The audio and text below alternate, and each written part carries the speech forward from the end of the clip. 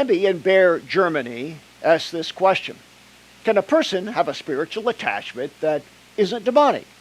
Can it be one that interferes in their lives? Very interesting question, Debbi. Let's get something straight.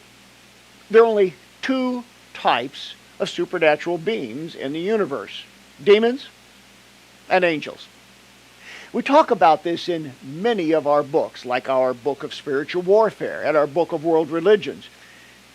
In particular, I deal with this at length in our online International School of Exorcism. I have several courses on angelology and a number of courses on demonology describing the hierarchy of demons and how they operate and what they do.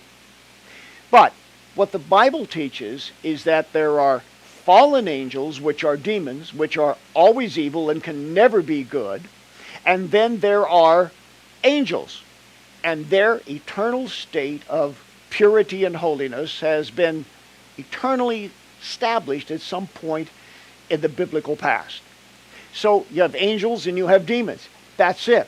Only two kinds of beings. And if there's an attachment which is supernatural, it's an angel or it's a demon. Now there are other kinds of attachments. Once again, we talk about this in our School of Exorcism, but let me briefly explain. There can be a soul fragment attachment of the present or the past. Just as a person can have dissociative identity disorder and develop a different identity of consciousness in the present, like a multiple personality, they can do so from the past and the present. So if you have a multiple personality in the present, that is a state of consciousness of that individual, then that other state of consciousness, as will and identity, can even speak and think independently of the person. Now, what if that happened to an ancestor in the past? Well, that individuated state of consciousness can be genetically passed on and inherited and act out as if it were living. The same thing can happen in the present. If there's a soul bond or a soul tie, whether it's fraternal or sexual or spiritual, that individual's dissociated state of self, that soul part, if you will, may have the ability to embed itself in the other person with whom there has been a soul tie. And then it acts as if it were that individual with its own independent thinking and actions inside the mind of the recipient.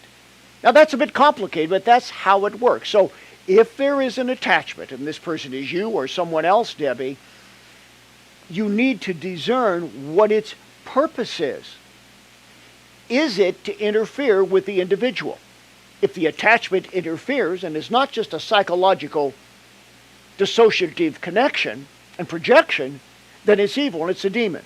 So what you do with a psychological projection is you resolve it and you send it away. A demon is evil and unrepentant. It can't be changed. You don't reason with it. You cast out a demon. This is quite complicated, and I hope, Debbi, that what I have explained gives you a little bit of understanding about it.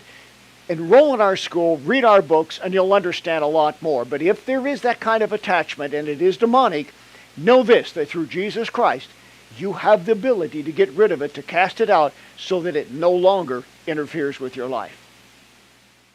The International School of Exorcism, an online Bible college of spiritual warfare. The history of exorcism, healing, deliverance, and spiritual warfare. The practical aspects of breaking curses, pulling down spiritual strongholds, and removing the legal rights of Satan. Set yourself, your friends, and family free by enrolling in the International School of Exorcism.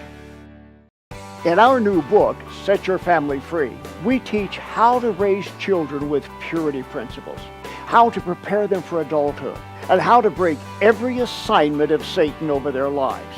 We give you the principles of spiritual warfare to fight for your family and to be victorious over the powers of darkness. This is the book that will set your family free. How do you know if your problems are the result of bad life choices or demons? My 200-page book, Dealing with Demons, has answers for questions most are afraid to ask. Can Christians be demon-possessed? How can I know what's natural and what's supernatural? Dealing with demons will teach you how to recognize symptoms that the devil is at work in your life. Be one step closer to living in spiritual victory. The most frequent demon that I deal with is the spirit of Jezebel. This demon wants to destroy your health, your finances, your marriage, your family, and your church. My book, Jezebel, is your key to overcoming the most prevalent evil spirit of our age. Get your copy today. He took the curses away from me. See Bob Larson, because he can help you. If your life isn't all that it should be, if relationships aren't working, if your health, your finances, or your spiritual life are unhappy, schedule a personal one-on-one encounter with me. We'll get to the root of the issues that are holding you back. We'll give you answers and a whole new direction in life. Oh, what a change, what a difference when you have an encounter with God. Take action. I look forward to seeing you soon.